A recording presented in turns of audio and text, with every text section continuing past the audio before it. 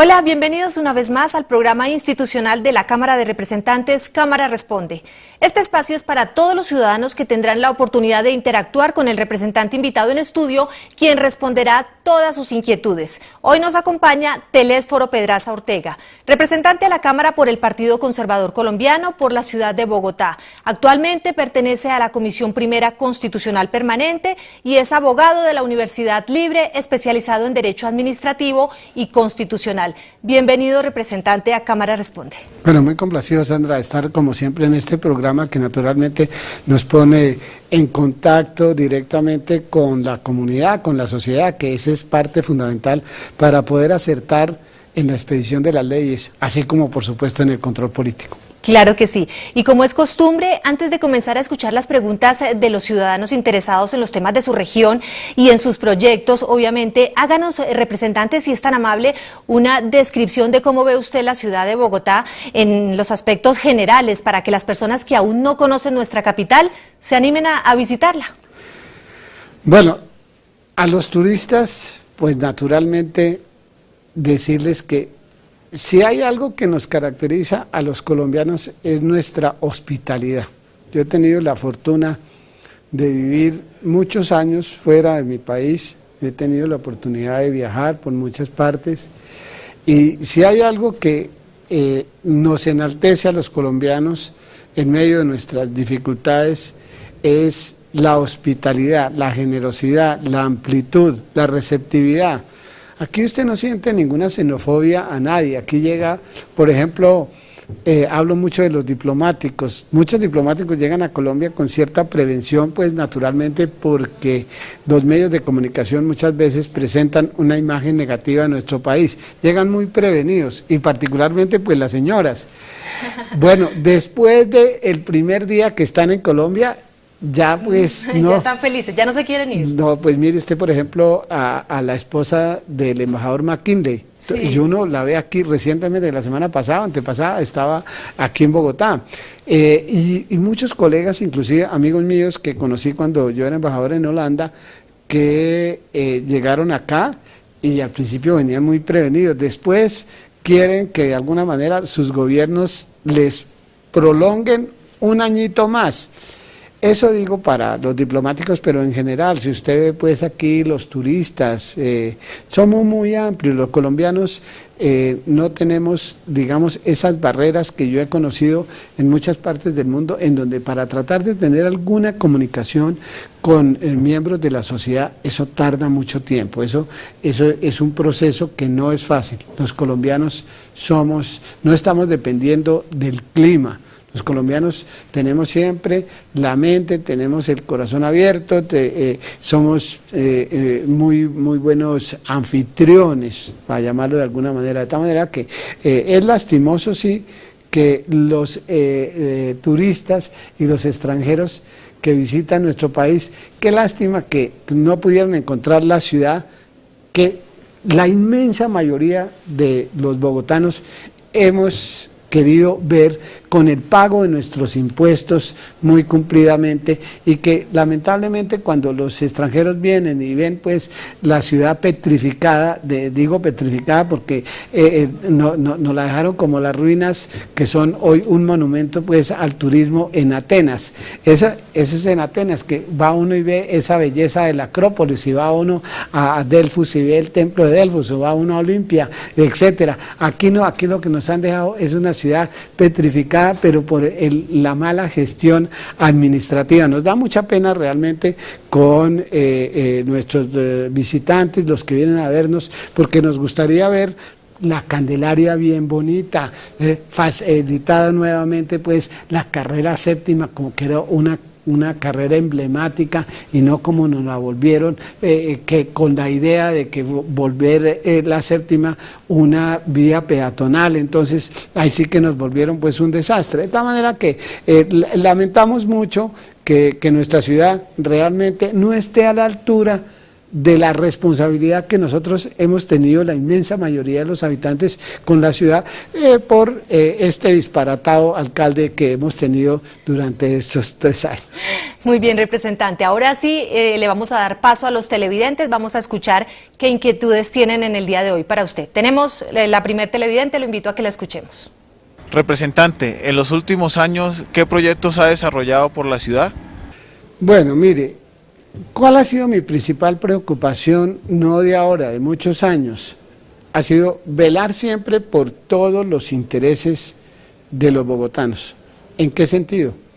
Primero, que en el trámite de las leyes, cuando ha habido leyes que de alguna manera afectaban los intereses de Bogotá, ahí estuvimos defendiendo esos intereses para evitar que fundamentalmente la ciudad, por ejemplo, perdiera recursos en una reforma tributaria. ¿Qué hemos hecho? Yo presenté, yo fui el autor, lo acabo de decir ahora en la comisión primera, el artículo 32 del plan de desarrollo, el primero del presidente Juan Manuel Santos, para que no se eludiera la responsabilidad del gobierno nacional en la financiación del metro para la ciudad capital. Otra cosa lamentable es que nosotros tengamos estos alcaldes que se creen genios y entonces pasa como en la máquina tapahuecos, ¿no? Ni tapan los huecos, pero sí los ciudadanos tenemos que pagar.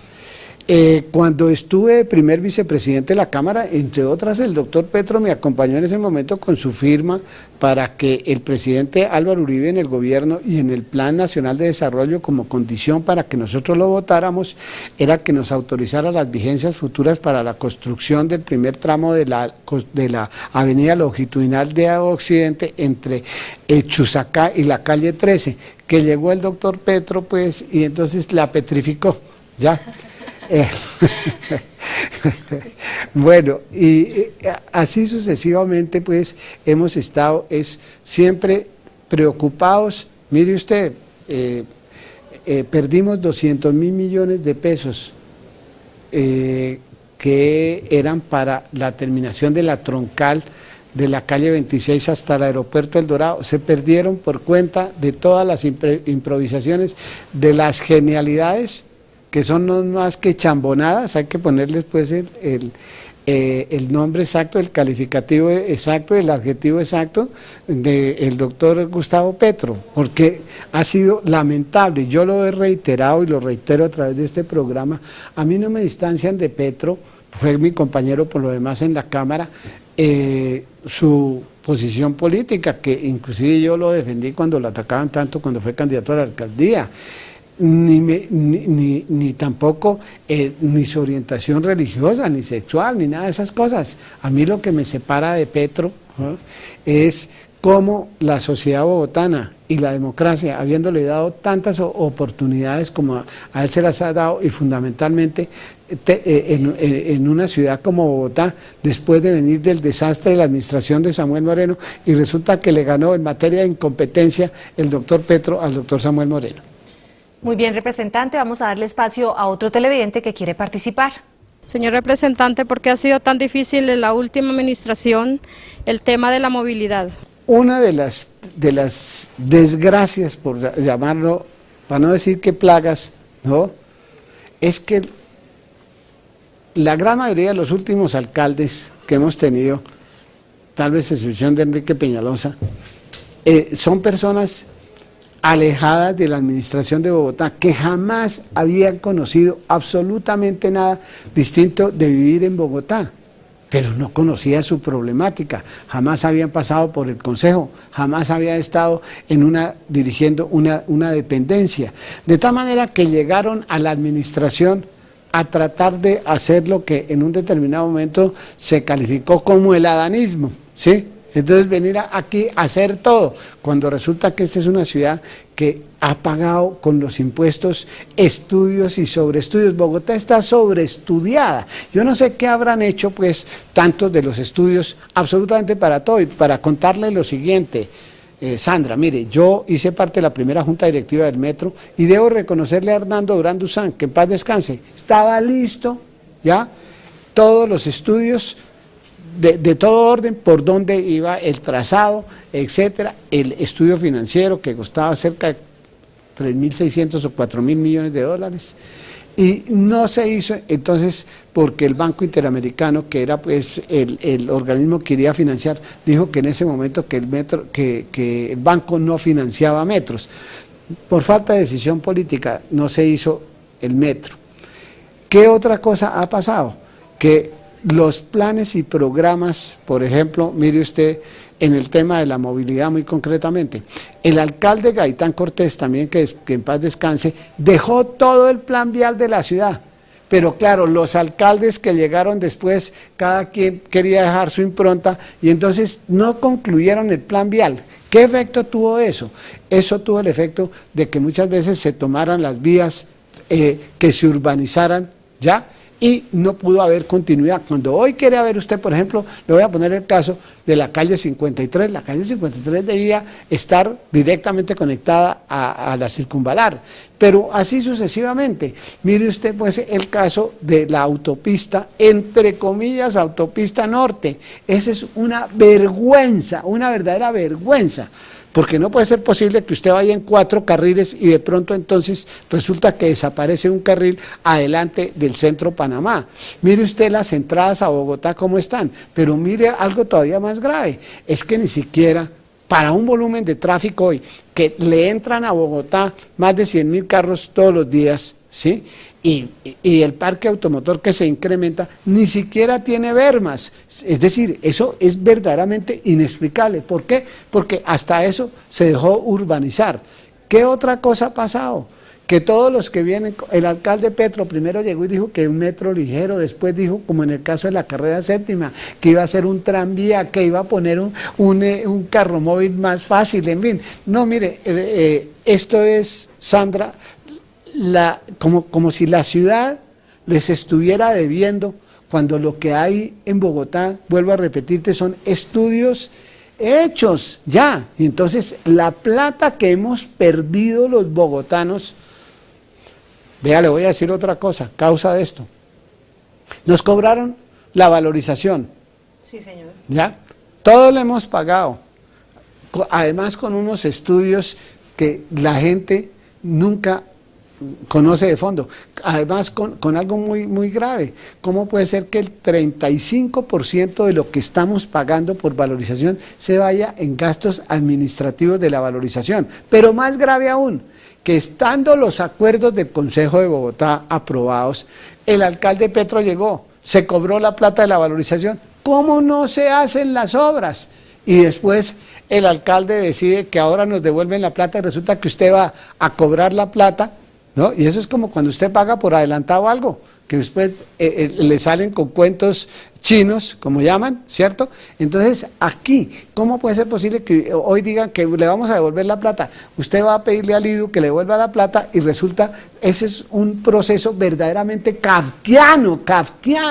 Entonces, mire usted todo este conjunto de improvisaciones que se deben fundamentalmente a que las personas que llegaron a la alcaldía de Bogotá no conocen, no saben la verdadera realidad. Representante, vamos a darle espacio a otro televidente que también quiere participar en el día de hoy. ¿Usted cree que en Colombia se debe implementar el voto obligatorio? El voto obligatorio no es una solución de entrada, le quiero decir, porque es que el voto obligatorio, eso es propio de las dictaduras, no de las democracias. El voto, para que la gente se entusiasme, primero los políticos tienen que cumplirle a la gente. Es que la gente lo que está necesitando es que a través del ejercicio político haga lo que está planteando Gina Parodi en el Ministerio de Educación, es que se haga la verdadera revolución en este país, que es el de la educación, y la educación para el siglo XXI, no para el siglo XX. El siglo XX era que apenas usted aprendiera a leer y escribir. Hoy el que no hable otro idioma, hoy el que no maneje los sistemas, la informática está out, ¿ya? Entonces, el voto obligatorio per se no mejora la calidad del voto, porque mucha gente va a coger y lo que va a ver allá es un montón de tachones, porque no hay cosa pues que más repugne dentro de una democracia que a usted lo obliguen, ¿no?, a que un derecho que usted tiene, entonces lo termine pues a usted siendo obligatorio. Es un derecho que usted tiene, que usted verá cómo lo ejerce. Y la manera de ejercerlo, en este caso, Sandra, es que los políticos y los partidos se renueven, se refresquen, se modernicen, hagan reingeniería, le puedan entusiasmar a la gente para que la gente vaya a votar, no simple y llanamente diciendo de aquí para adelante es obligatorio y para que usted vaya y vote. Entonces, mire, le damos toda una serie de estímulos como una lista de mercado para que usted vaya a votar. Así es, representante. Vamos con otro televidente que quiere participar en Cámara Responde. Señor congresista, ¿qué opina usted sobre el proceso de La Habana en Cuba? Representante, su respuesta. Mire, no hay que tenerle miedo a la paz, porque ¿acaso los colombianos no hemos sido testigos de los desastrosos efectos que tuvo la violencia política, la violencia de las Esmeraldas, la violencia en narcotráfico, la violencia producida por los grupos insurgentes? ¿Le parece poco lo que ha hecho las FARC? ¿Le parece poco lo que ha hecho el ELN? Y así sucesivamente. No hay que tenerle miedo a la paz. La paz tiene que ser un compromiso de todos los colombianos, y un proceso de paz jamás podrá ser perfecto, como no somos perfectos los humanos. Dígame usted un solo ser perfecto en esta vida para ir allá a pedirle la bendición. Si aún los papas, ¿no?, han reconocido que en este mundo no somos perfectos. Entonces, yo sí lo que creo, Sandra, es que para los colombianos, pero para las futuras generaciones, no habrá mejor inversión que la paz, porque lo que no podemos seguir viendo es todos los días la orfandad y todos los días los desastres que se causan, que matan 7 agentes de la Policía Nacional en Córdoba, que matan 3 en el Arauca, que matan otros en tal sitio. ¿Cómo puede ser posible, pues, que estos señores también, que 11 vehículos en la semana pasada incendiados en Antioquia, ¿no?, por acción de la guerrilla? Yo creo que hoy tenemos que tener conciencia de la necesidad y de la importancia, independientemente de que todo no sea perfecto, de lograr que se pueda materializar este acuerdo que en buena hora impulsado el gobierno del presidente Juan Manuel Santos. Bien, representante, tenemos espacio para otro televidente que quiere participar en el día de hoy. Señor representante, ¿usted qué opina del fallo de la Corte Constitucional que permitió las corridas de toros en Bogotá? Bueno, es que, mire, el doctor Petro estuvo conmigo en la Plaza de Toros de Santa María, ¿sabía usted? No, señor. Y entonces, pues, no estoy calumniándolo.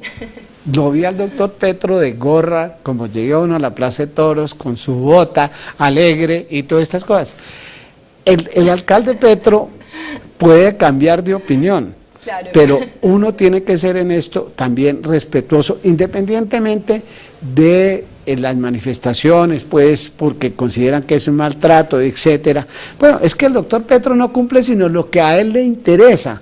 Pero es que en el Estado de Derecho todos tenemos, nos guste o no nos guste, dura es la ley, pero esa es la ley, y nosotros tenemos que cumplirla. Y entonces, ¿para qué existe la Corte Constitucional? Es una especie de rey de burlas. O sea, la Corte Constitucional tiene validez solamente en la medida en que esté al traje, es tailor-made, la que necesita el doctor Petro. El doctor Petro, él puede aquí violar la ley de contratación. El doctor Petro puede aquí hacer que se adjudiquen y se amplíen los contratos de qué tamaño, de qué proporción, sin necesidad de licitación. Pero al doctor Petro absolutamente no, a él no hay nada que lo obligue. Yo en particular, independientemente de las manifestaciones, lo primero es que uno es el primero, cuando es servidor público, uno es el primero en dar ejemplo al estricto cumplimiento de la Constitución y la ley. Vamos a darle espacio a otro ciudadano que también está interesado en preguntarle en el día de hoy. ¿Está de acuerdo con la reforma de equilibrio de poderes? El Estado colombiano tiene que renovarse. El presidente hizo bien en lo siguiente: primero, en decirle al país en la campaña que iba a acabar con el articulito, ¿no?, que tantos dolores de cabeza le causó al propio autor, ¿no?, y que ha causado otros dolores de cabeza, porque lo que se hizo en esa reforma, en la cual yo estuve pues en la comisión primera, y yo fui uno de los ponentes que estuve en contra de la modificación de ese artículo, es que ahí no hubo equilibrio, sino ahí lo que hubo fue más concentración en una de las ramas del poder público, per se, que de todas maneras el Ejecutivo per se, ya como dice el adagio, es preferible 1 centímetro de Ejecutivo que 10.000 kilómetros de Legislativo. Entonces, yo estoy de acuerdo en la necesidad de que se renueven las instituciones partiendo de la base, ese es el punto de partida. Yo estoy esperando, por supuesto, que este proyecto de acto legislativo, así como 6 iniciativas más que han presentado por diferentes fuerzas políticas, puedan ser estudiadas y analizadas en el Senado de la República y cuando llegue a la Cámara, pues naturalmente yo acompañé al presidente Santos en la pasada campaña electoral, con mucho compromiso, por supuesto, porque también veo que Santos pues no es perfecto, como no somos ninguno, pero es un hombre que ha hecho cosas muy buenas, muy importantes por el país, y que en este caso, esta reforma que tiene varios aspectos hasta ahora en lo que ha sido con los nuevos artículos que se han introducido en el Senado de la República, pero como digo, hay que esperar, porque uno muchas veces en esto, y yo aprovecho este programa para invitar a las personas que tienen de alguna manera dirección y responsabilidad en determinados cargos públicos, que hay que tener mesura, que hay que poner yo invito a Sandra para que usted vaya y les haga un programa y les lleve una taleguita de hielo, ¿no? De hielo, ¿no? Para que no se les suba demasiado la bilirrubina, porque reformar las instituciones requieren del mayor consenso posible, pero no de dires y diretes, porque no se trata de eso. Por eso es que la opinión pública, mire, por eso es que la gente no vota. Por eso es que la gente no vota. Y volver el voto obligatorio, pues, la gente va a decir, ¿por qué me van a obligar a votar después de todas estas cosas que yo estoy viendo? Bien, representante, nos queda espacio para otro televidente. Escuchemos su inquietud, por favor. Mi pregunta, representante, es ¿en qué consiste y cuál es la función de la Comisión Legal de Cuentas? Representante. La Comisión de Cuentas es una de las 6 o 7 comisiones legales distintas de las comisiones constitucionales, y esa comisión, el trabajo de esa comisión sí que es supremamente importante por una razón elemental, porque es la que tiene que darle el finiquito, mejor dicho, es la que tiene que decir, mire, el balance general de la nación, ¿no? Y el informe que presenta el auditor general de la nación, el auditor de la Contraloría General de la República y el contador general de la nación, está demostrando que los inventarios y los bienes del Estado en todos los niveles, a nivel nacional, a nivel departamental, a nivel municipal, a nivel distrital, tanto como las empresas industriales y comerciales y todos los entes, se ha estado llevando adecuadamente, y que el balance general de la nación corresponda, finalmente el presupuesto general de la nación corresponda realmente a que ha habido una sinergia, que ha habido un buen manejo del gasto público, que los recursos que se han recibido de los impuestos han sido debidamente aplicados en todos los niveles, de tal manera que es el trabajo de una comisión supremamente importante, que como sucede con algunas de estas comisiones pasó, pero por otras razones, como lo dije en estos días, que no pasara lo que pasó en la mal denominada Comisión de Absoluciones. Debo decir que también hice parte durante 4 años de la Comisión de Acusaciones, que dentro del equilibrio de poderes están ahora pidiendo que se acabe. Pero ¿por qué se acaba eso? Se acaba fundamentalmente porque no se hicieron las reformas que se necesitaba, y entonces en esa comisión llegaba gente que no tenía idea ni siquiera del derecho. Y esos males, cuando uno deja avanzar los males, ya usted sabe lo que le pasa por no hacer las prevenciones en el momento oportuno. Claro. Vamos con el último televidente, representante, que quiere participar en el día de hoy. Señor congresista, ¿qué le diría usted a los colombianos que no creen en los políticos? Su respuesta, representante. Bueno, yo creo que muchos de los ciudadanos tienen razón, entre otras razones porque muchas veces ha llegado al Congreso de Colombia, como a las distintas corporaciones, personas que se han equivocado de escenario, que jamás han debido llegar al Congreso, que han hecho con el ejercicio de la actividad pública unos lazos que desdicen de la vida pública, sus vínculos en la corrupción, sus vínculos con las fuerzas irregulares, los que estuvieron vinculados como en el pasado a los carteles de la droga y que siguen vinculados a ciertas actividades. Todo eso le ha hecho un enorme daño. ¿Por qué? Porque como dice el viejo adagio, aquí pecan justos por sin ajustar. Entonces, aquí pagan los inocentes por los pecadores. Entonces la gente, por supuesto, ahí no hace discriminación. Si usted va y le pregunta, Sandra, usted que es tan bonita, que tú llegas como la luz a cualquier parte, ¿no es cierto? Si tú vas y le preguntas a una persona cualesquiera que sea, unos amigos un día en una reunión social, no, mire, es que yo he conocido pues uno político muy querido, muy buena gente, es que yo los veo trabajando, y dice, no me hable de eso, pues hablemos pues de los milagros del Divino Niño o de San Antonio, cualquier otra cosa, pero no me hable de los políticos. Todo eso porque la gente, por las acciones de unos, de pronto, se termina generalizando la idea de que la gente es ineficiente, que la gente no viene al Congreso, que la gente no produce absolutamente nada, que la gente lo único que le produce, lo único que le interesa es enriquecerse y fomentar la corrupción y todo eso. Y eso se lo trasladan así sin fórmula de juicio a todo el Congreso. Y las equivocaciones de uno, que es en todas las manifestaciones de la sociedad, no pueden con eso generalizar. De tal manera pues de que yo lo que creo es que el Congreso y la clase política y los partidos, para volver a coger credibilidad, tienen que hacer reingeniería, tienen que mostrar que hay de verdad el deseo de que a las corporaciones públicas lleguen gente que no esté en absoluto contaminada de nada. Representante Telesforo Pedraza, muy agradable tenerlo en Cámara Responde, muchas gracias. A usted también, muchísimas gracias. Y a ustedes, televidentes, los esperamos en una próxima emisión del programa institucional de la Cámara de Representantes, Cámara Responde. Hasta pronto.